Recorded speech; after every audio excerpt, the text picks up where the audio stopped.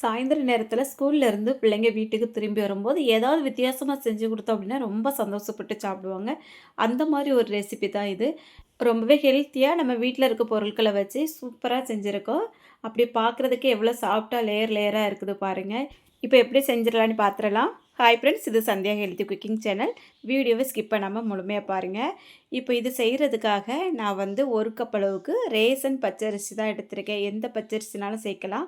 இப்போ இந்த 1 கப் அளவுக்கு பச்சரிசி எடுத்திருக்கேன்ல, இத வந்து ஒரு 2 டைம், 3 டைம் நல்லா கழுவிட்டு, ஒரு 4லேருந்து 5 மணி நேரம் அப்படியே ஊற விட்டுறலாம். நம்ம வந்து மதியம் ஊற வச்சோம் அப்படின்னா, சாயந்தரம் செய்றதுக்கு சரியா இருக்கும். இப்போ இந்த தண்ணி நல்லா வடிச்சிட்டு, மிக்ஸி ஜார்ல வந்து சேர்த்து விட போறேன். கொஞ்சம் பெரிய சைஸ் ஜாரா எடுத்துக்கிடணும். இப்போ இதில மொத்தமா அந்த அரிசிய சேர்த்துட்டு, இது கூடால நம்ம வந்து கொஞ்சம் பொருட்கள் எல்லாம் சேர்த்து அரைக்கணும். அதுக்காக நான் வந்து ஒரு 1/4 கப் அளவுக்கு சோறு, வடித்த சோறு இருக்கு இல்லையா? அது எடுத்திருக்கேன். அதுக்கப்புறமா 1 ஸ்பூன் வந்து ஜீரகம் சேர்த்துருக்கேன்.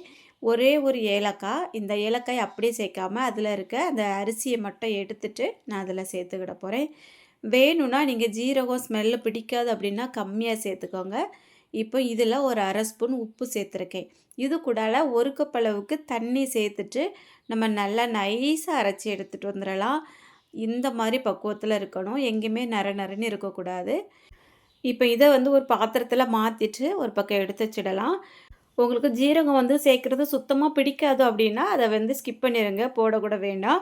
ஆனா, எனக்கே இந்த ஸ்மெல் வந்து கொஞ்சம் ஹெவியா இருக்கிற மாதிரி தான் ஃபீல் ஆச்சு. இப்போ வந்து ஸ்டவ் ஆன் பண்ணி ஒரு பாத்திரம் வச்சிருக்கேன். அதில வந்து ஒரு 3/4 கப் அளவுக்கு சர்க்கரை எடுத்து வச்சிருக்கேன். சர்க்கரை இந்த மாரி நல்லா வந்து கொஞ்சம் பொடி பண்ணி சேர்த்துடலாம். இது கூடால 1/2 கப் அளவுக்கு தண்ணி வந்து சேர்த்துருக்கேன். இந்த சர்க்கரை கட்டி இல்லாம நல்லா கரைஞ்சதும் ஸ்டவ்வ ஆஃப் பண்ணி எடுத்து வச்சிடலாம். கம்பி பதம் எதுவுமே பார்க்க வேண்டிய அவசியம் இல்ல. இப்போ இந்த மாவு கூடால 1/2 ஸ்பூன் அளவுக்கு சோடா உப்பு சேர்த்துருக்கேன். அதாவது பேக்கிங் சோடா, பேக்கிங் பவுடர் இல்ல, பேக்கிங் சோடா. அதையும் மாவு கூடால சேர்த்துட்டு, இப்போ நம்ம சூடா எடுத்து வச்சிருக்க சர்க்கரை பாக அப்படியே வந்து கல்லு, தூசி ஏதாவது இருக்குது அப்படின்னு நினச்சிங்க அப்படின்னா, அரிச்சிட்டு சேர்த்துடுங்க. மாவுல இந்த சர்க்கரை பாகு நல்லா சூடா இருக்குது அப்படியே ஊத்துனதுமே, உடனே நல்லா கலந்து விட்டுறணும். அப்படியே விட்டுறக்கூடாது. அப்போ மாவு அங்கங்க வெந்த மாதிரி திட்டு திட்டு ஆயிரும். உடனே நல்லா கலந்து விட்டு எடுத்து வச்சுடணும். இதில வந்து நான் குக்கர்ல தான் செய்ய போறேன். அடிகனமான கொஞ்சம் ஹெவியான பாத்திரம் இருக்குன்னா, நீங்க அதில கூட செஞ்சிடலாம். இப்போ நம்ம வீட்ல எல்லார் வீட்லயுமே குக்கர் வந்து கொஞ்சம் கனமா இருக்கும். அதனால குக்கர் வந்து எடுத்து வச்சிருக்கேன். இதில ஒரு 3 ஸ்பூன் அளவுக்கு நெய் சேர்த்துருக்கேன். சேர்த்துட்டு ஒரு 1/4 கப் அளவுக்கு தேங்காய் துருவல் இல்ல, இத மாரி குட்டி குட்டியா கட் பண்ணி சேர்த்துருக்கேன். அதையும் வந்து நல்லா பொரிஞ்சதுக்கப்புறமா ஒரு 2 ஸ்பூன் அளவுக்கு தனியா எடுத்துட்டேன். மிச்சம் வந்து அப்படியே நம்ம பாத்திரத்தில இருக்கு. அது கூடால இன்னும் 1 ஸ்பூன் அளவுக்கு தேங்காய் எண்ணெய் சேர்த்துருக்கேன். இந்த டைம்ல நம்ம கலந்து வச்சிருக்க மாவ வந்து அப்படியே குக்கர்ல ஊத்திரலாம். அடுப்பு வந்து ஃபுல் ஃப்ளேம்லயே இருக்கிற மாதிரி பார்த்துக்கோங்க. மாவ ஊத்துனதுமே சுத்தி உடனே அந்த சர்க்கரை பாகோட நிறம் வந்து பிளாக் ஆகுற மாதிரி இருக்கும். அதுக்கப்புறமா சிம்ல மொத்தமா எந்த அளவுக்கு முடியுமோ அந்த அளவுக்கு சிம்லயே வச்சுருங்க. இப்போ நம்ம ஒரு 2 ஸ்பூன் அளவுக்கு தேங்காய் எடுத்து வச்சிருந்தோம் இல்லையா? அதையும் அப்படியே மேலாட்டுல தூவி விட்டுறலாம். அதுக்கப்புறமா ஒரு மூடி போட்டு இத நல்லா சிம்லயே வச்சு ஒரு 8லேருந்து 10 நிமிஷம் வச்சாலே போதும். ஏற்கனவே நம்ம வந்து சர்க்கரை பாகு சூடா சேர்த்துருக்கோம். அதிலேயே மாவு வந்து ஓரளவுக்கு வெந்திருக்கும். அதனால சீக்கிரமா ரெடி ஆயிரும். ஒரு 10 நிமிஷத்துக்கு அப்புறம் மாவு வந்து கம்ப்ளீட்டா வெந்து வந்துட்டு, இப்போ வந்து நம்ம அடுப்ப ஆஃப் பண்ணிட்டு, இத ஒரு பக்கம் எடுத்து ஆற வச்சிரலாம். குக்கர் வந்து நல்லா சூடு ஆறுனதுக்கு அப்புறமா தான் கையில தொட்டு பார்க்கணும். எங்கேயுமே சூடு தெரியல அப்படிங்கிறதுக்கு அப்புறமா நம்ம வந்து சுத்தியும் ஒரு கத்தி எடுத்துட்டு இந்த மாரி எடுத்து விட்டுட்டு, லைட்டா நீக்கி விட்டு பார்த்தோம் அப்படின்னா, அழகா நீங்க ஆரம்பிச்சிரும்.